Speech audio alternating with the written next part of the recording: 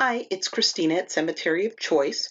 Today is August 26th, and I'm going to be honest with you, I am way too tired to do what I was planning to do today because I found way more information than I have time to put in, write up, and edit. So you're going to get the abbreviated version, but we've got the trunk murder case today. So I will give you lots of links below to lots of information about our first case. So this is an oldie but goodie. And technically, even though it's pre-Roe, and even though it was murder, the abortion itself was legal.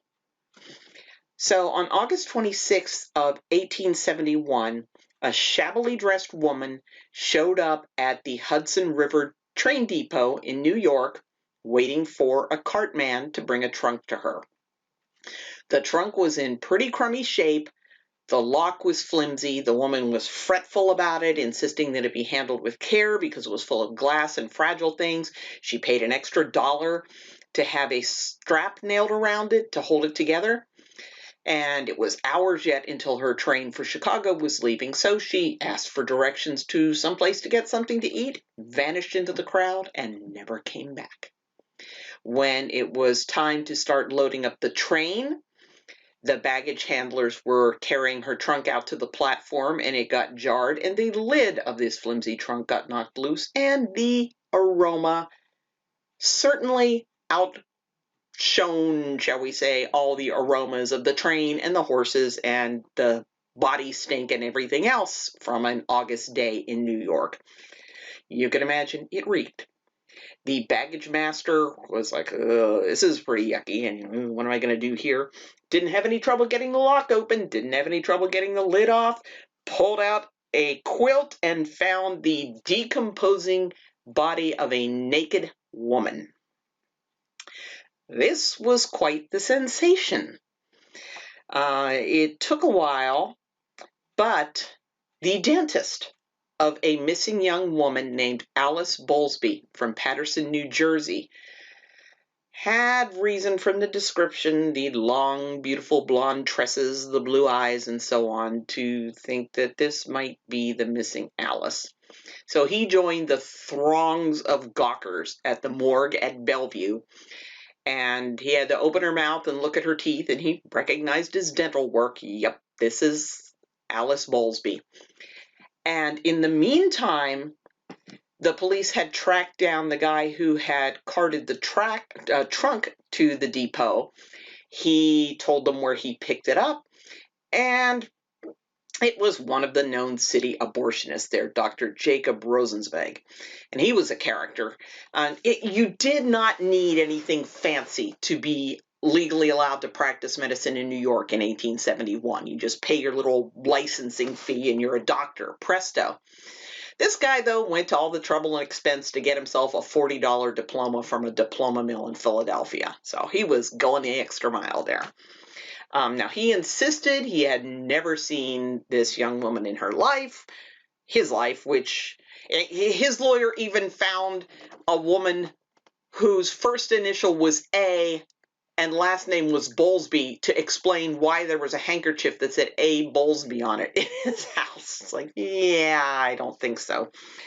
So, and the day after Alice's body was identified, a rather wealthy young man named Walter Conklin blew his brains out in the silk mill where he worked, and that pretty much cemented his identity as her seducer and ruiner.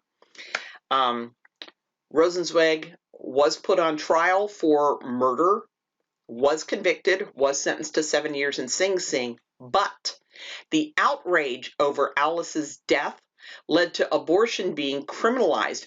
Up until then, it had been legal until quickening, under the theory that the baby wasn't alive until quickening, which is quickening means coming alive.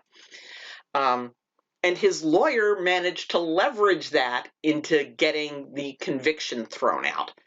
Although how he managed to do that retroactively, I don't know. But, there were doctors who were doing prison time for criminal abortions that when Roe versus Wade came along, they went and got their criminal abortions, retroactively declared legal.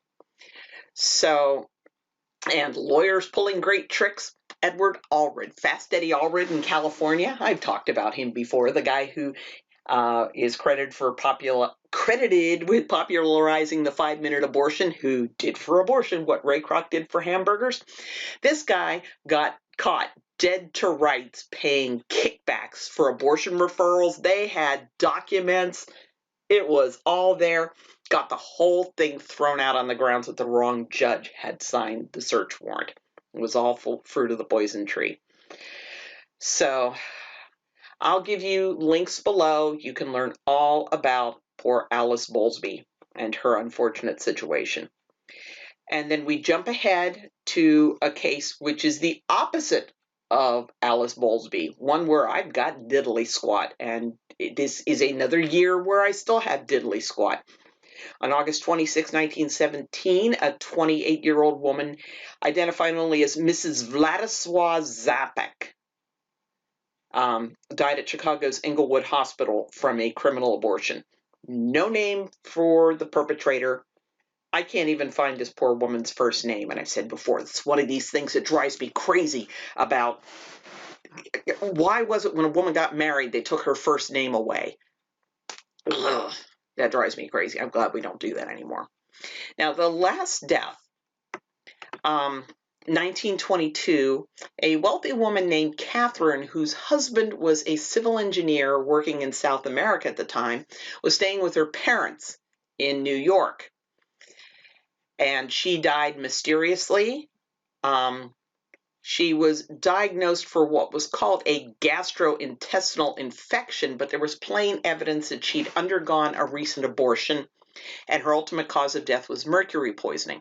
Well, I found a lot more articles that I do not have time to edit and get up today. I just wouldn't be able to do it justice, and I don't want to do a rush job. But what it looks like is that when she got sick from the abortion, and it kind of became obvious that she wasn't going to be able to hide having gotten pregnant while her husband was away, she took some tablets that a man she refused to identify had given to her. So whether she committed suicide by taking mercury tablets or whether this man had tricked her into taking enough mercury to kill herself, I don't know. I'm hoping that when I dig through everything, I'll have answers for you when this anniversary rolls around next year.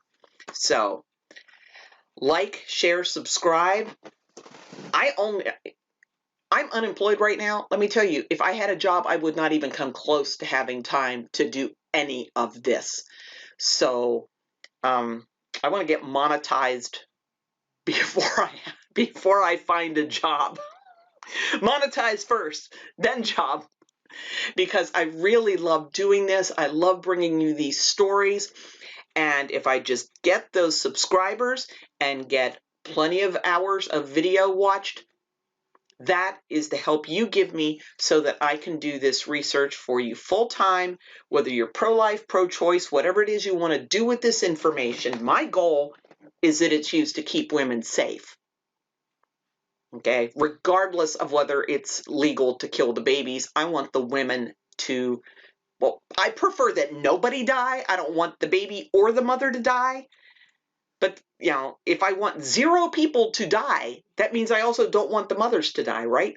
And this is something pro-choicers don't get. Pro-lifers are not in favor of illegal abortions because illegal abortions kill the baby just as dead as legal abortions do.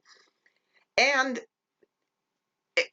this is the thing that gets me. It's like legal abortions kill the mother just as dead as illegal abortions do. We should be unified in 0 dead women from abortions. So I'm hoping that we can move towards that. So like, share, subscribe.